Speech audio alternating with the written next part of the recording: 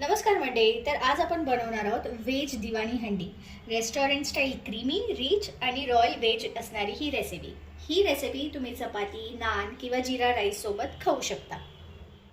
अद्रक लसूणची पेस्ट घेतली आहे, काजू आणि बदाम सोक केलेत, काही खडे मसाले ॲड केलेत, 2 हिरव्या मिरच्या, कांदा आहे उभा बारीक चिरलेला, इथे 2 टोमॅटोची प्युरी बनवून घेतली आहे मी, आणि इथे भाज्या आहेत, काही भाज्या घेतल्यात मी.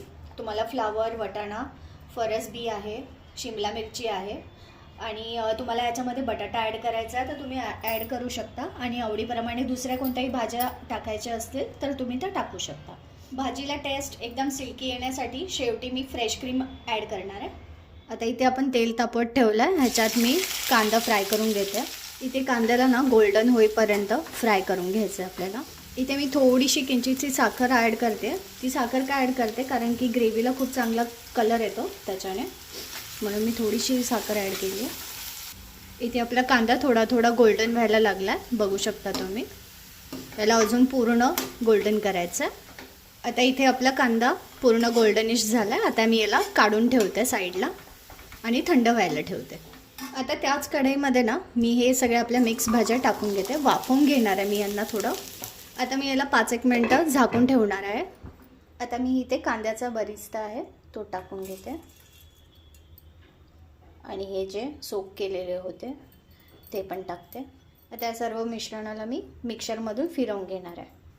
पहिलं थोडंसं जाडसर दळायचं आणि मग याच्यात मी थोडं पाणी ॲड करते.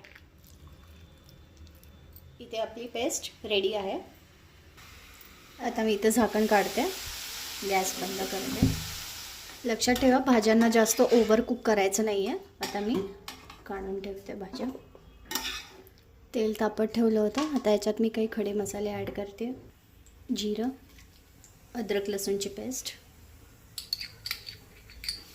आता आपण याला खूप छान सुगंध येईपर्यंत परतून घेऊया. आता मी टोमॅटो प्युरी ॲड करते. आता मी याच्यात हिरव्या मिरच्या टाकते. आता मी याच्यात ना काही मसाले टाकून घेते. पहिले हळद, धना पावडर, लाल तिखा, काश्मीरी लाल मिरची पावडर. मिक्स करून घेऊया व्यवस्थित सगळ्या मसाल्यांना. आता इथे टोमॅटो आणि बाकीच्या मसाल्यांनी तेल सोडलेलं आहे. कांदा आणि काजूची पेस्ट टाकून घेऊया. मीठ. आता चांगलं आपण मिक्स करून घेऊयात. इथे ना काजू का टाकायचं कारण की त्याच्याने ना ग्रेव्ही एकदम क्रीमी होते आणि चव खूप छान लागते. आता इथे आपल्या मसाल्यांनी चांगलं तेल सोडलेलं आहे. आता मी हे उकडलेल्या भाज्या त्यामध्ये टाकून घेते. आता इथे भाज्या वेगळ्या उकडल्याने ना त्यांचा कलर आणि टेक्स्चर एकदम परफेक्ट येतो. त्यामुळे भाज्यांना नेहमी आधी थोडंसं परतवून घेत जायचं. आता इथे आपण सगळं मिक्स केलं. आता मी इथे 1 वाटी पाणी ॲड करून घेते. आता मी ना ह्याच्यामध्ये 2 ग्लास अजून ॲड केल्यात पाणी. आता आपण यांना झाकून ठेवूयात. 12 मिनटासाठी गॅसची फ्लेम लोच ठेवायची. आता आपण झाकण काढून बघूया. भाजीला चांगलं तेल सुटलेलं आहे. आता मी इथे कोथिंबीर टाकते थोडी. आता मी याच्यात क्रीम टाकून घेते. इथे क्रीम नेहमी शेवटीच घालायचं, नाहीतर आपली ग्रेव्ही त्याच्याने फाटू शकते. आता मी आपला गॅस बंद करते. आपली भाजी रेडी आहे इथे. अशाच अजून इझी आणि टेस्टी व्हेज रेसिपीसाठी चॅनलला फॉलो करा. आणि ही रेसिपी आवडली असेल तर प्लीज माझ्या चॅनलला लाईक, शेअर अँड सबस्क्राईब करायला विसरू नका. थँक्यू.